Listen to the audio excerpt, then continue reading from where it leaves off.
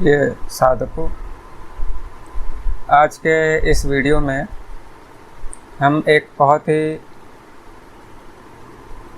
प्रचलित अवधारणा के ऊपर चर्चा करेंगे जो हमारे समाज में अक्सर सुनने को आता है।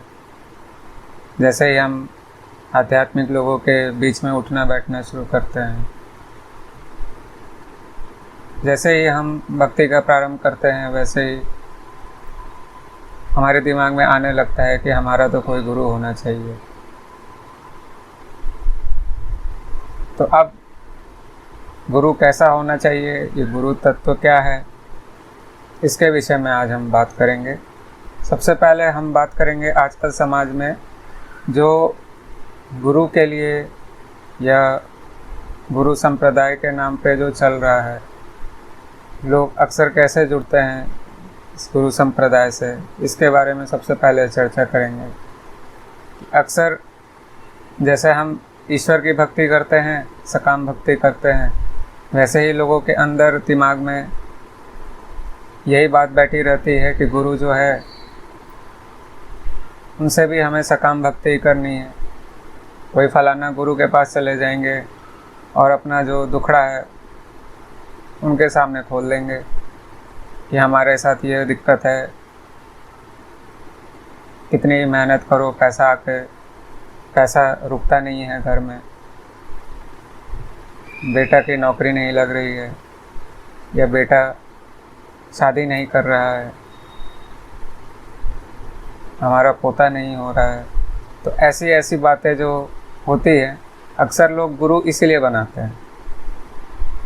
हम समाज में जब देखते हैं कि इतने बड़े बड़े संस्था खुले हुए हैं, गुरु संप्रदाय चल रहे हैं और लाखों के भक्त पीछे गुरु के पीछे चल रहे हैं, तो क्या इतने सारे लोग आध्यात्मिक साधक हैं?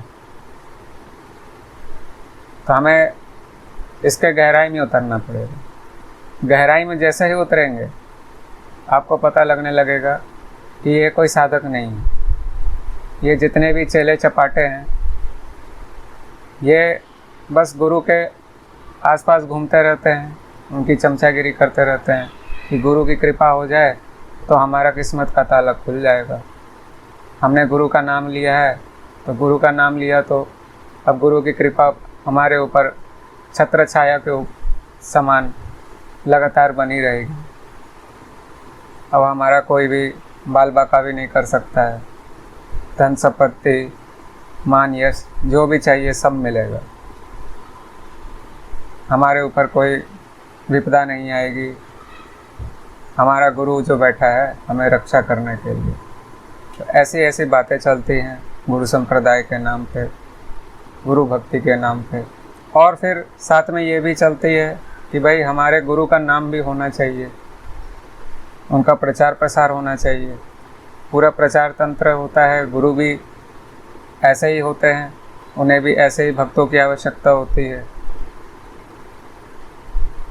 तो गुरु भी वैसे ही और उनके चेले भी वैसे ही। तो गुरु का नाम से प्रचार करेंगे, जगह जगह उनके शिविर लगेंगे और शिविर में भी यही होता है, दुख समागम शिविर। वहाँ पे लोगों के सारे कष्टों को दूर किया जाता है, और कष्ट यानी शारीरिक कष्ट या फिर कोई मानसिक कष्ट है। तो गुरु के नाम पे यही चल रहा है। तो हम जब न्यूज़ में सुनते हैं कि कोई फलाना गुरु है, वो फ्रॉड निकल गया, उसने अपने आश्रम में इतने करोड़ों की संपत्ति जमा कर ली थी, उसके आश्रम में कुछ गलत काम होता था, तो हमारी एक अवधारणा बन जाती है कि गुरु ऐसे ही होते हैं और आश्रमों में यही होता है। साथ में मीडिया भी है, मीडिया ने इसमें खूब मसाला डाला है, इसके ऊपर सारे ही गुरु को मीडिया ने एक ही जैसा मानकर सबको बदनाम करने की कोशिश की है। कई सीरीज़ भी बन रहे हैं अब। तो आजकल के जो नई जनरेशन है वो सीरीज़ तो बहुत पॉपुलर है उनके बीच में, वो सीरीज़ देख के यही समझते हैं कि आश्रम में यही होता है, गुरु यही करता है। तो हमारे आसपास एक ऐसा वातावरण बन जाता है जहाँ हम बहुत स्केप्टिकल हो जाते हैं कि कुछ भी अच्छा नहीं है, सब चीज़ बुरा है, सारे गुरु पाखंडी होते हैं, धर्म के नाम पे ढकोसलाबाजी होता है। तो ऐसी ऐसी बातें लोगों के बीच में, यंग जनरेशन्स के बीच में बहुत पॉपुलर हो गई हैं। तो सबसे पहले हम इसके गहराई में उतरेंगे तो सबसे पहले ये देखेंगे कि जो ये लोग ऐसे गुरुओं के चक्कर में पड़ जाते हैं तो उनके चित्तवृत्ति को जानेंगे, उनके मनोवृत्ति को जानेंगे।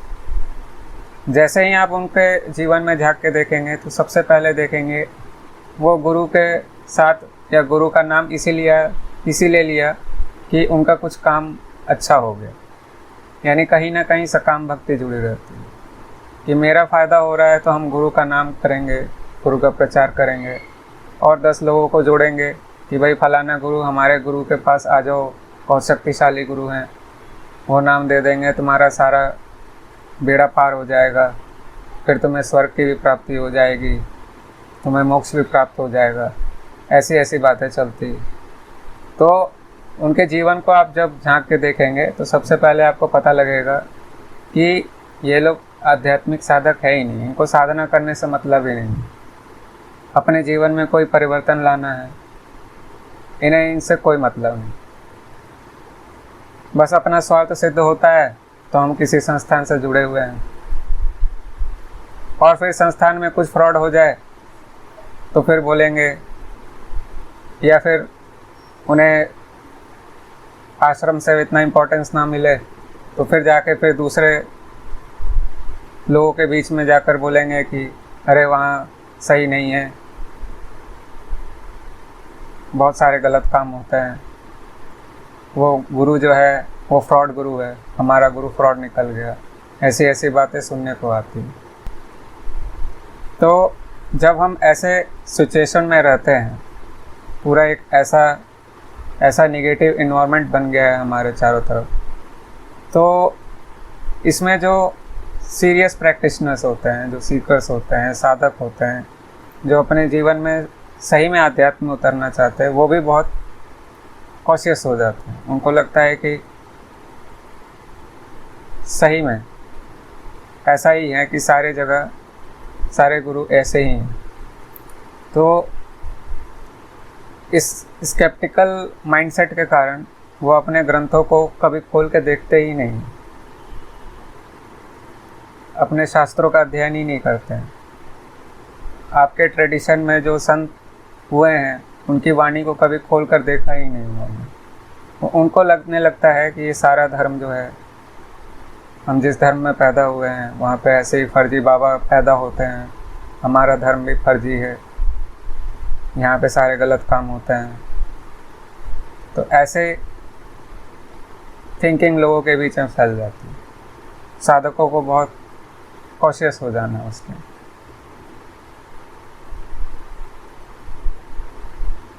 इन सब बातों में एक सत्य उभर कर आएगा कि हम जैसे हैं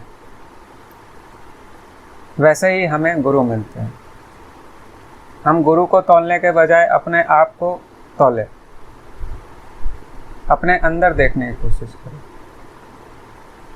हम अपने अंदर सुधार लाएंगे, हम अपने अंदर उच्च कोटि के शिष्यत्व को जागृत करेंगे, अपने आप ही हमें उच्च कोटि के गुरु मिलेंगे। प्रकृति का नियम है, लाइक अट्रैक्ट्स लाइक। हम जैसे हैं तो हमें वैसे ही गुरु मिल जाते हैं। हम अगर पाखंडी हैं तो हमें पाखंडी गुरु मिलेंगे। हम अगर निष्ठावान हैं, हमें सत्य के रास्ते पे चलना है, तो प्रकृति कभी ऐसा नहीं करती कि आपको अच्छे गुरु, सत्यनिष्ठ गुरु, ब्रह्मनिष्ठ गुरु के पास पहुंचाए नहीं।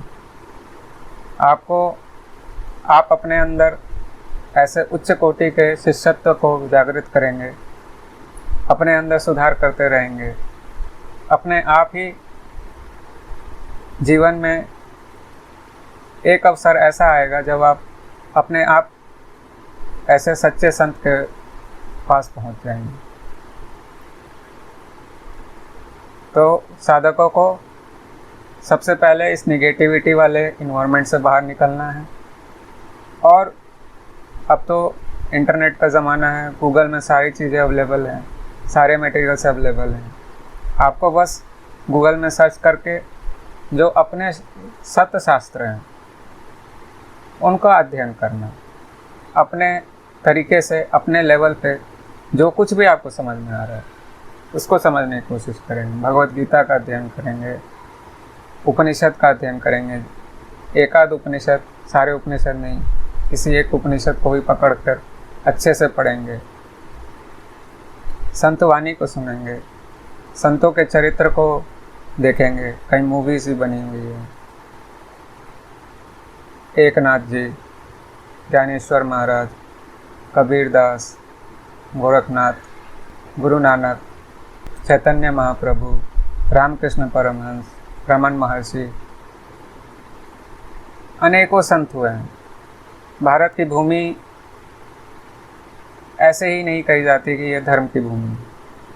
अनेकों संत हुए हैं प्राचीन काल से लेकर अभी तक। इतनी समृद्ध हमारी संत परंपरा है, उसके बाद भी हम अपने ग्रंथों का अध्ययन नहीं करते, संतों की वाणी का अध्ययन नहीं करते।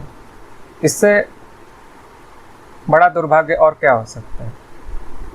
तो इसीलिए साधकों को सबसे पहले जो हमारे सदग्रंथ है उनका अपने स्तर पर अध्ययन करें। और साथ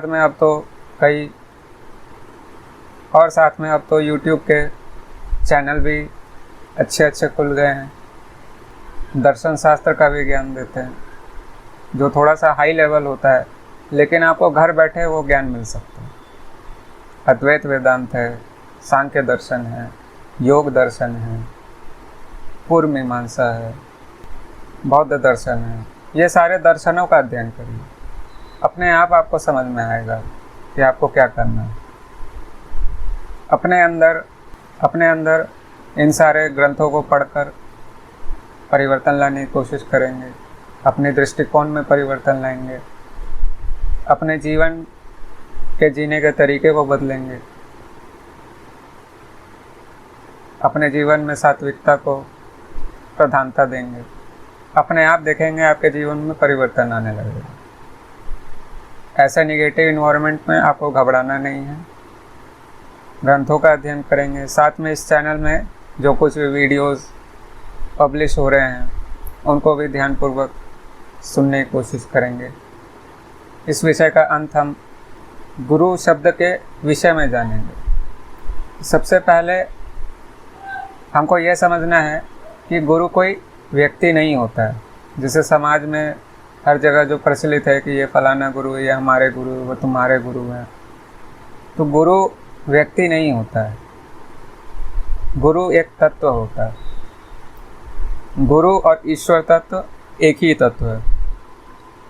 जैसे ईश्वर सर्वव्यापक है वैसे ही गुरु भी सर्वव्यापक। जैसे ईश्वर निरंजन है वैसे ही गुरु भी निरंजन है। जैसे ईश्वर निर्गुण है वैसे गुरु भी निर्गुण है। तो फिर यह व्यक्ति कौन है जो हमारे सामने बैठा? यह व्यक्ति केवल एक प्रतीक है, एक माध्यम है, क्योंकि आप अभी सगुण में जी रहे हैं और आपको अध्यात्म के उस निर्गुण तत्व तक पहुंचना है, उस ऊंचाई तक पहुंचना है। तो आपको एक साधन तो चाहिए होगा, सगुण साधन चाहिए। गुरु उस व्यक्ति के रूप में समाविष्ट रहता है।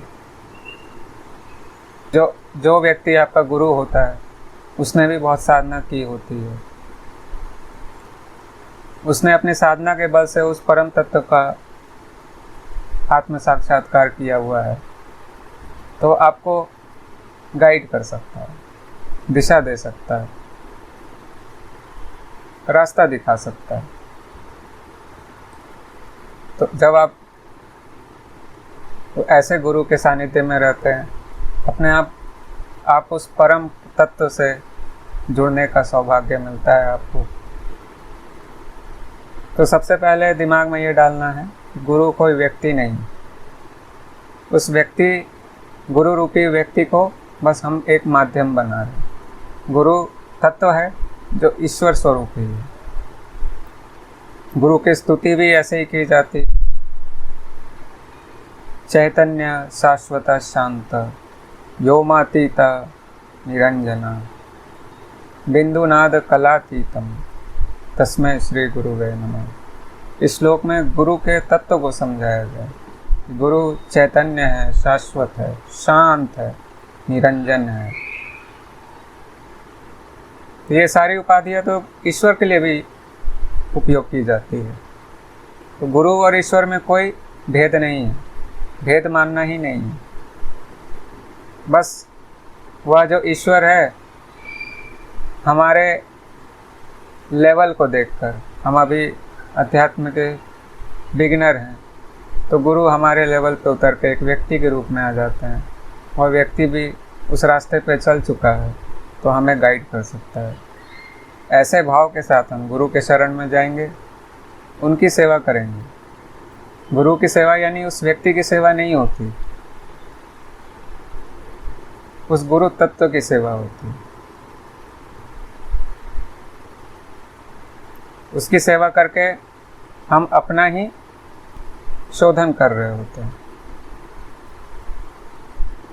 हम अपने अंदर समर्पण के भाव को बढ़ाते हैं, भक्ति के तत्व को आत्मसात करते हैं। गुरु की सेवा व्यक्ति की सेवा नहीं है, इसको बहुत ध्यान से समझेंगे। गुरु हमेशा सद्गुरु ही होता है, फ्रॉड गुरु हो ही नहीं सकता, क्योंकि फ्रॉड कोई व्यक्ति हो सकता है, गुरु तो हमेशा ईश्वर के स्वरूप होते हैं। पारस मणि के समान लोहे को भी सोना बनाने वाले होते हैं, हमें सद्मार्ग पे प्रेरित करने वाले होते हैं, हमारे अज्ञान रूपी अंधकार को दूर करने वाले होते हैं। तो गुरु और गुरु के तत्व का कभी अपमान नहीं करना चाहिए, उन्हें फ्रॉड कह के। गुरु हमेशा सद्गुरु होते हैं। इसी के साथ अगले वीडियो में हम किसी एक नए विषय पर बात करेंगे। तब तक के लिए नमस्कार।